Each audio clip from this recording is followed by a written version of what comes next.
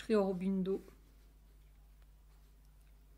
L'évolution spirituelle, les 6 derniers chapitres de la vie divine, traduits par Mère. Chapitre 1. L'homme et l'évolution.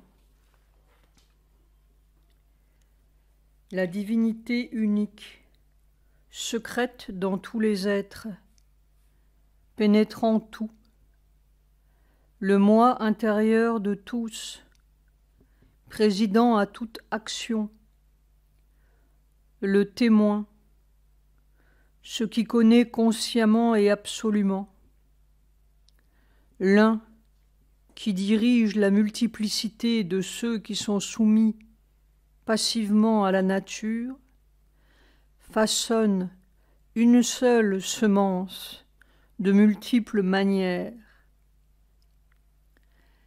Shvetashvatara Upanishad 6, 11, 12. La divinité se meut en ce chant et modifie la trame des choses séparément et de multiples manières. Unique, elle est le maître de toutes les matrices, de toutes les natures. Elle est elle-même la matrice de toutes choses.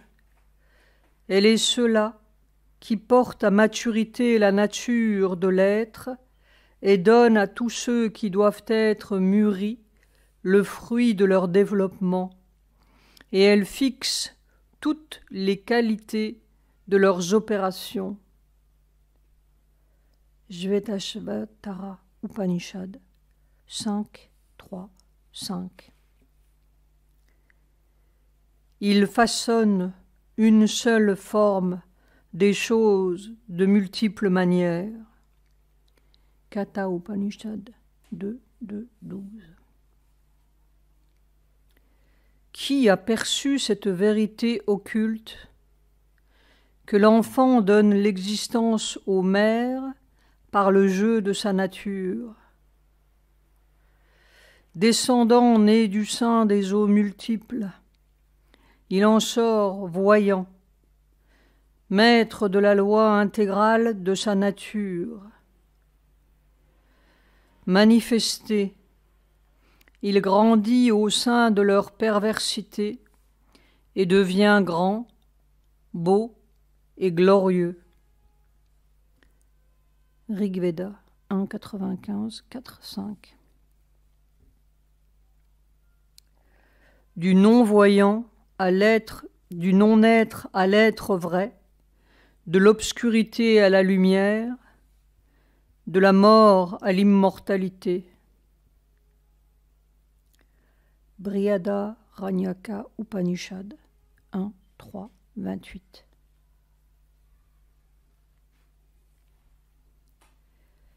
Une évolution spirituelle, une évolution de la conscience dans la matière, assumant des formes en constant développement, jusqu'à ce que la forme puisse révéler l'esprit qui l'habite. Telle est la note dominante, le mobile central significatif de l'existence terrestre. Cette signification est cachée tout d'abord par l'involution de l'esprit, la divine réalité, dans une lourde inconscience matérielle. Un voile d'inconscience, le voile de l'insensibilité de la matière, recouvre la conscience force universelle qui travaille en elle. De sorte que l'énergie, première forme prise par la force créatrice dans l'univers physique, paraît être elle-même inconsciente, tout en accomplissant l'œuvre d'une vaste intelligence occulte. La créatrice, obscure et mystérieuse, finit bien par délivrer la conscience secrète de son épaisse et ténébreuse prison.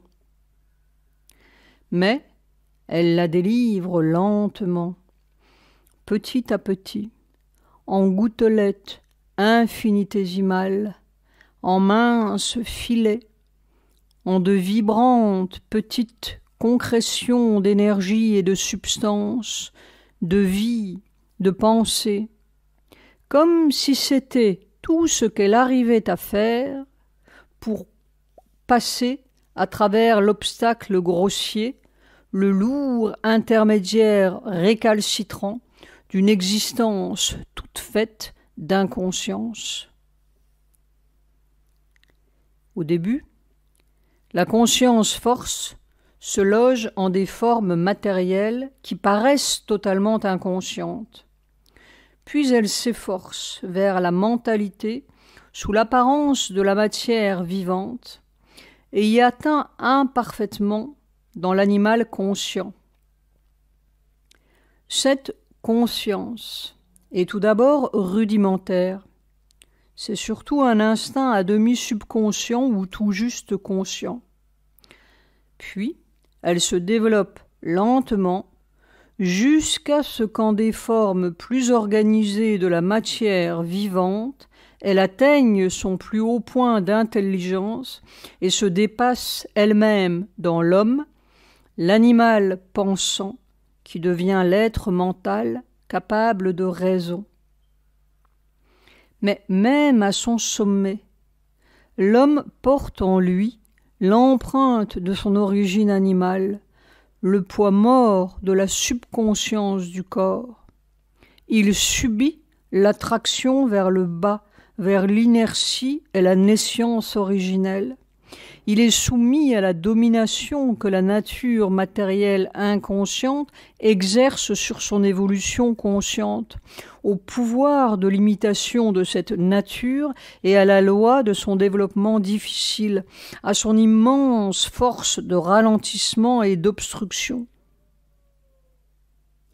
L'empire de cette inconscience originelle sur la conscience qui en émerge se traduit sous la forme générale d'une mentalité qui lutte vers la connaissance, mais qui est elle-même, dans ce qui semble sa nature fondamentale, une ignorance. Ainsi entravé et alourdi, l'homme mental doit encore développer en lui-même l'être pleinement conscient, une humanité divine ou une surhumanité spirituelle et supramentale, qui sera le prochain produit de l'évolution. Cette transition marquera le passage d'une évolution dans l'ignorance à une plus grande évolution dans la connaissance, fondée sur la lumière du supraconscient et avançant vers elle, non plus dans les ténèbres de l'ignorance et de l'inconscience. Ce processus évolutif dans la nature terrestre, depuis la matière jusqu'au mental et au-delà, suit un double développement. D'une part, il y a un mouvement extérieur et visible d'évolution physique avec la naissance pour mécanisme, car chaque forme corporelle apparue dans l'évolution, avec le pouvoir de conscience qui s'est en même temps développé, se maintient par l'hérédité qui assure sa continuité. Et d'autre part, en même temps, il y a un mouvement invisible d'évolution de l'âme, avec pour mécanisme la réincarnation, suivant des degrés ascendants de forme et de conscience.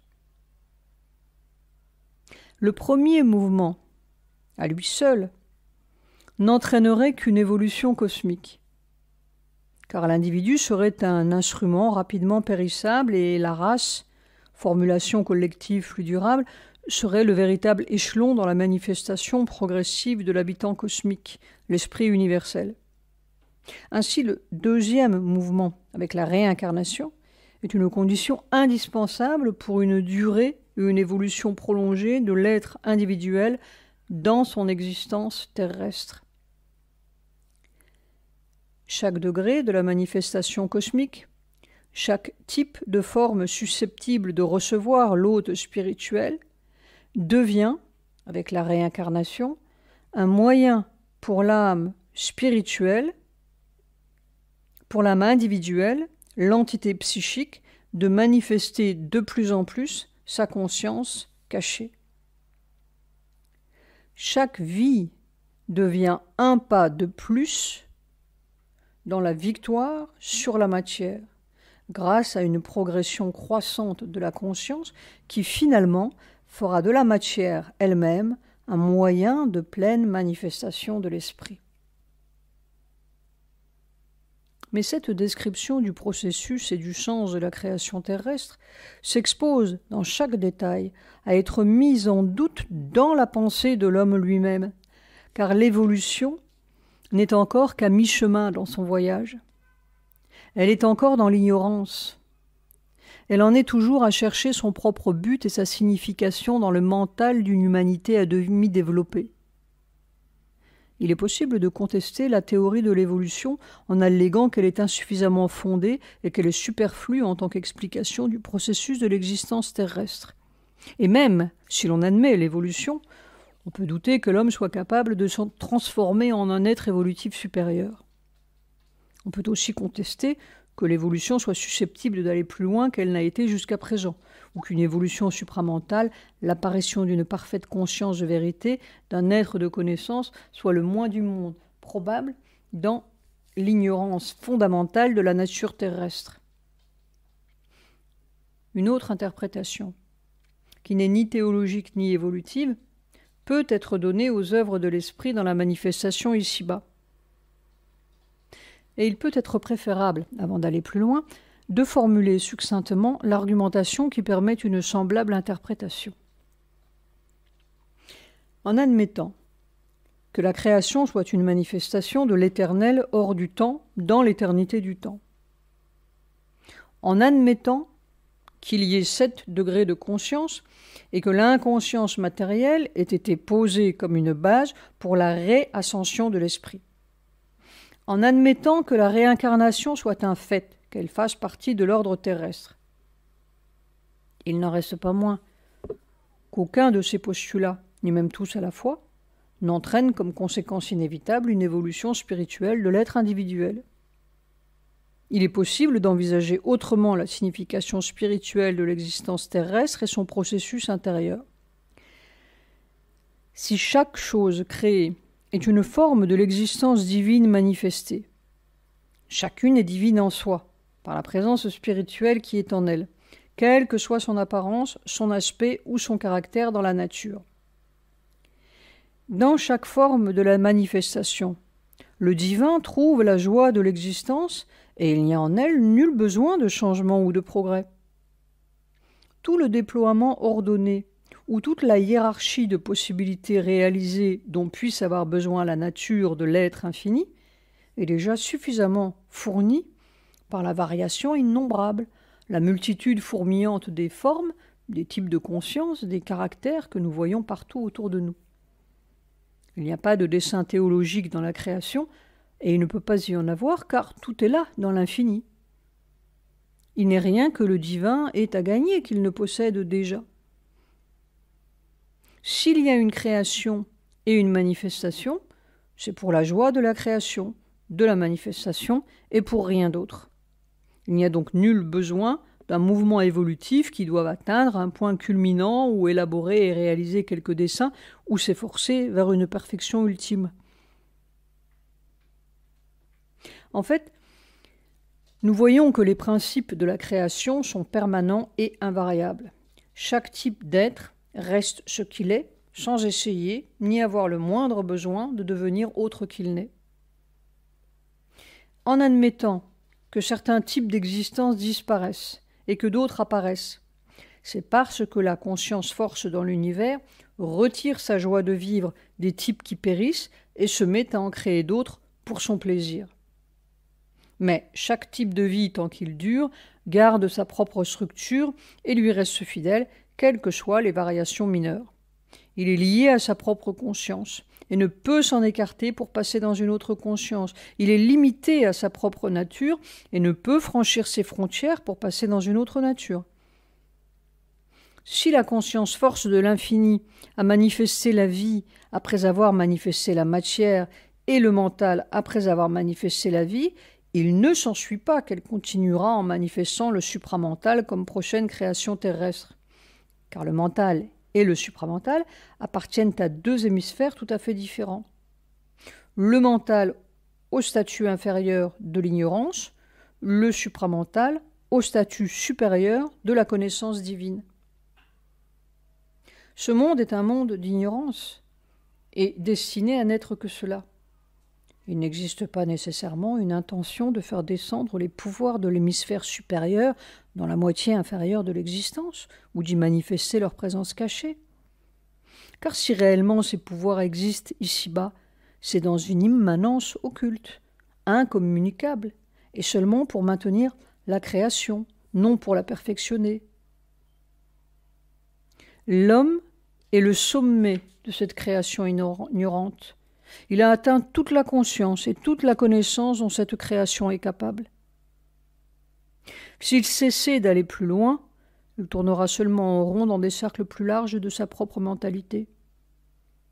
Car telle est la courbe de son existence ici-bas, une ronde limitée qui emporte le mental dans ses révolutions et retourne toujours au point d'où elle est partie. Le mental ne peut pas sortir de sa propre orbite. Toute idée de mouvement en ligne droite ou de progrès qui s'élève indéfiniment ou s'élargit dans l'infini est une illusion. Si l'âme de l'homme doit dépasser l'humanité pour atteindre un état supramental ou un état plus élevé encore, elle doit sortir de cette existence cosmique et entrer soit dans une région ou un monde de béatitude et de connaissance, soit dans l'éternel et l'infini non manifesté. Il est vrai que la science affirme maintenant que l'existence terrestre est évolutive. Mais si les faits dont s'occupe la science sont dignes de confiance, les généralisations qu'elle hasarde ont la vie courte. Elle les retient pendant quelques dizaines d'années ou quelques siècles, puis elle passe à d'autres généralisations, à d'autres théories.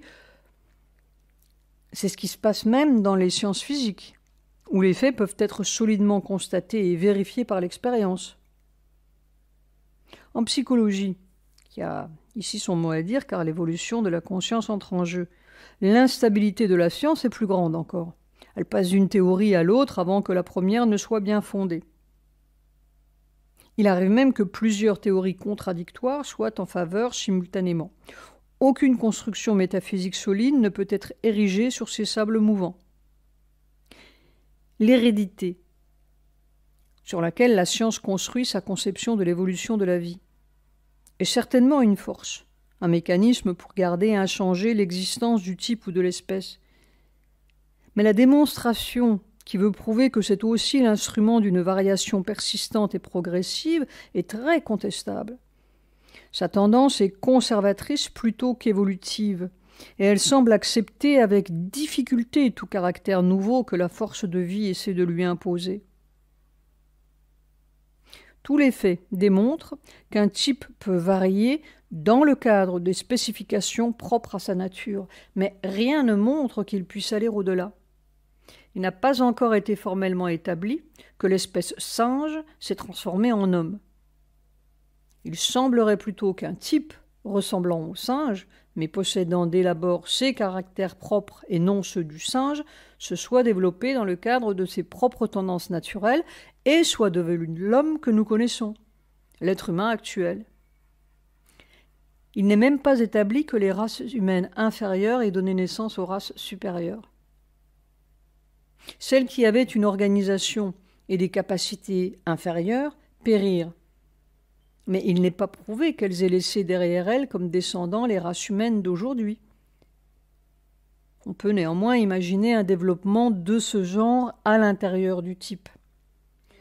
On peut admettre le progrès de la nature depuis la matière jusqu'à la vie et de la vie au mental. Mais il n'y a encore aucune preuve que la matière se soit changée en vie ou que l'énergie vitale se soit changée en énergie mentale.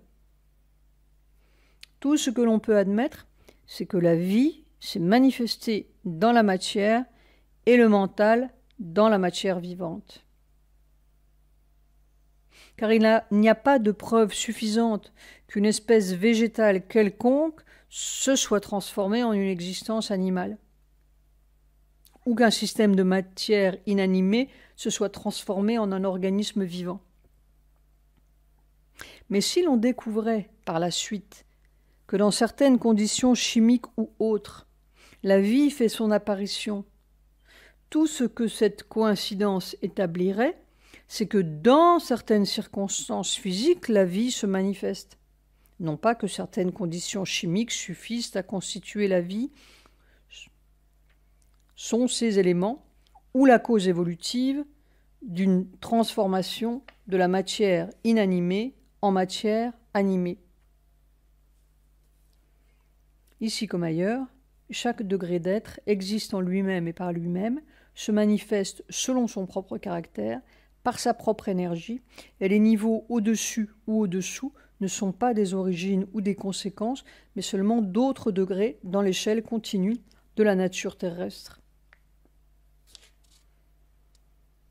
Si on demande alors comment toutes ces gradations et ces types d'êtres variés ont pris naissance, on peut répondre que fondamentalement, ils furent manifestés dans la matière par la conscience-force qui est en elle, par le pouvoir de l'idée réelle construisant ses propres formes et types significatifs pour l'existence cosmique de l'esprit qui les habite. La méthode pratique ou physique peut varier considérablement suivant les différents états et degrés, quoiqu'on puisse distinguer une similarité fondamentale dans les grandes lignes. Le pouvoir créateur peut utiliser non pas un, mais beaucoup de procédés, ou faire agir ensemble beaucoup de forces. Dans la matière, le processus est celui d'une création de particules infinitésimales, chargées d'une énergie immense, leur association suivant des figures et des nombres, la manifestation de particules infinitésimales plus grandes sur cette base première, le groupement et l'association de toutes ensemble pour fonder l'apparence des objets sensibles, la terre, l'eau, les minéraux, les métaux, tout le règne de la matière. Dans la vie aussi, la conscience-force commence par des formes infinitésimales de vie végétale et des animalcules infinitésimaux. Elle crée un protoplasme originel et le multiplie. Elle crée cette unité qu'est la cellule vivante. Elle crée d'autres types d'appareils biologiques minuscules, comme la graine ou le gène, utilisant toujours la même méthode de groupement et d'association afin de construire des organismes vivants variés par des opérations variées. Une création constante de type est visible, mais ce n'est pas une preuve indubitable de l'évolution. Les types sont parfois éloignés l'un de l'autre, parfois étroitement similaires, parfois identiques dans leur base, mais différents dans les détails.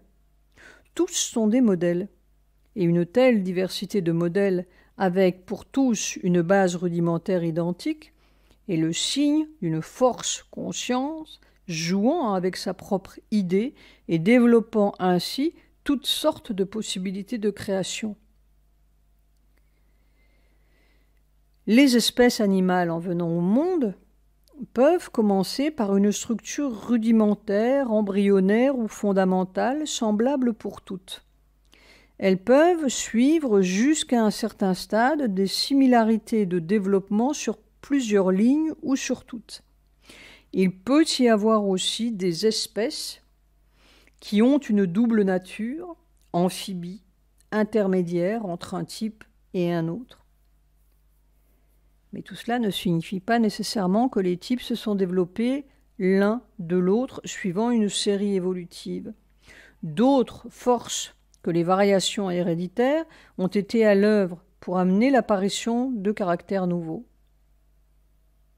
Il y a des forces physiques telles que la nourriture, le rayonnement lumineux et d'autres que nous commençons seulement à connaître. Il y en a sûrement d'autres que nous ne connaissons pas encore. Les forces vitales invisibles et des forces psychologiques mal connues sont à l'œuvre. Ces pouvoirs plus subtils doivent d'ailleurs être admis, même dans la théorie physique de l'évolution, pour rendre compte de la sélection naturelle. Si l'énergie occulte ou subconsciente répond dans certains types aux besoins du milieu et qu'en d'autres elle n'y répond pas et ne peut survivre, ceci est clairement le signe d'une énergie vitale variable et d'une psychologie variable. C'est le signe qu'une conscience et qu'une force, autres que la force et la conscience physique, sont à l'œuvre et contribuent aux variations dans la nature. Le problème de la méthode d'opération est encore trop plein de facteurs obscurs et inconnus pour que toutes les constructions théoriques à présent possibles soient définitives. L'homme est un type parmi beaucoup d'autres de même construction. Un modèle parmi la multitude des modèles manifestés dans la matière. Il est le plus complexe qui ait été créé, le plus riche par le contenu de sa conscience, l'étrange ingéniosité de sa construction. Il est à la tête de la création terrestre, mais il ne la dépasse pas. Tout comme les autres, il a sa propre loi naturelle, ses limites, son genre d'existence particulier. Svabhava, Svadharma. Il peut s'étendre et se développer dans ses limites, mais il ne peut pas en sortir. S'il y a une perfection qu'il doit atteindre, c'est nécessairement une perfection dans son propre genre, selon la propre loi de son être et le libre jeu de cette loi, mais en observant son mode et sa mesure, non en la transcendant. Se dépasser, devenir le surhomme, assumer la nature et les pouvoirs d'un dieu serait impraticable et impossible, en contradiction avec sa loi propre. Chaque forme, chaque manière d'être possède une joie d'être particulière. Rechercher par le mental à maîtriser, utiliser son milieu et en jouir dans la mesure où il en est capable est le juste objectif de l'homme, être mental. Mais regarder au-delà, poursuivre un objet ou un but ultérieur dans l'existence, aspirer à surpasser la stature mentale, c'est introduire dans l'existence un élément téléologique qui n'est pas visible dans la structure cosmique. Si un être supramental doit apparaître dans la création terrestre, ce doit être une manifestation nouvelle et indépendante. De même que la vie et le mental se sont manifestés dans la matière, de même le supramental doit s'y manifester et l'énergie conscience secrète doit créer les modèles nécessaires pour ce nouveau degré de ses pouvoirs. Mais on ne voit aucun signe d'une telle intention dans les opérations de la nature. En effet, si une création supérieure est prévue, ce n'est certes pas à partir de l'homme que le degré nouveau, le type ou le modèle nouveau pourra se développer, car dans ce cas, il existerait une race, une espèce ou un genre d'être humain qui posséderait déjà les matériaux du surhomme, tout comme l'être animal particulier qui s'est développé en l'homme possédait déjà en puissance ou présent en lui les éléments essentiels de la nature humaine. Or, il n'y a pas de race, de genre ou de type semblable. Au plus existe-t-il certains êtres mentaux spiritualisés qui cherchent à s'échapper de la création terrestre. Si par une loi occulte de la nature, un tel développement de l'être humain en être supramental était prévu, cela ne pourrait se faire que par un petit nombre d'individus qui se détacheraient de l'espèce pour former le premier fondement de ce nouveau type d'être. Il n'y a pas de raison de supposer que l'espèce entière puisse parvenir à cette perfection. Cela ne peut pas être une possibilité généralisée dans la créature humaine. S'il est vrai que dans la nature, l'homme soit sorti de l'animal, nous voyons cependant qu'aucun autre type animal ne montre, à l'heure actuelle, de signes d'évolution au-delà de lui-même. Si donc cette tension évolutive a existé dans le règne animal, elle a dû retomber au repos dès que son objet a été atteint par l'apparition de l'homme. De même, s'il y a une tension semblable poussant à une nouvelle étape dans l'évolution, à un dépassement, elle retombera probablement au repos dès que son objet sera atteint par l'apparition de l'être supramental. Mais en réalité, une telle tension n'existe pas.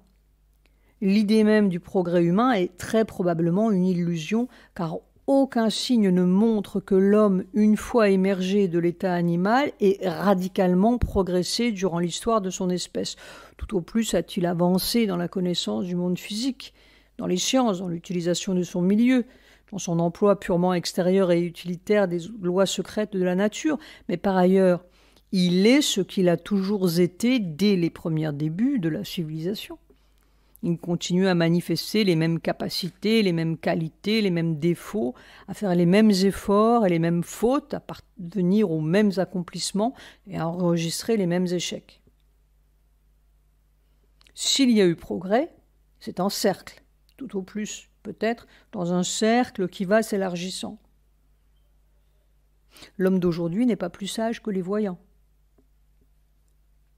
les sages et les penseurs d'autrefois. Il n'est pas plus spirituel que les grands penseurs de jadis, les premiers puissants mystiques. Il n'est pas supérieur dans les arts et les métiers, aux artistes et artisans anciens. Les vieilles races disparues firent preuve d'une originalité, d'un esprit inventif, d'une aptitude à manier la vie aussi naturellement puissante. Et si, à cet égard, l'homme moderne est allé un peu plus loin, non par un progrès essentiel, mais en degré, en étendue et en abondance, c'est parce qu'il a hérité des accomplissements de ses prédécesseurs. Rien ne garantit qu'il se frayera jamais un chemin hors de la demi-connaissance, demi-ignorance, qui est le sceau de son espèce. Ou même s'il y parvient à une connaissance supérieure, qu'il puisse se libérer en brisant les frontières extrêmes du cercle mental. À suivre.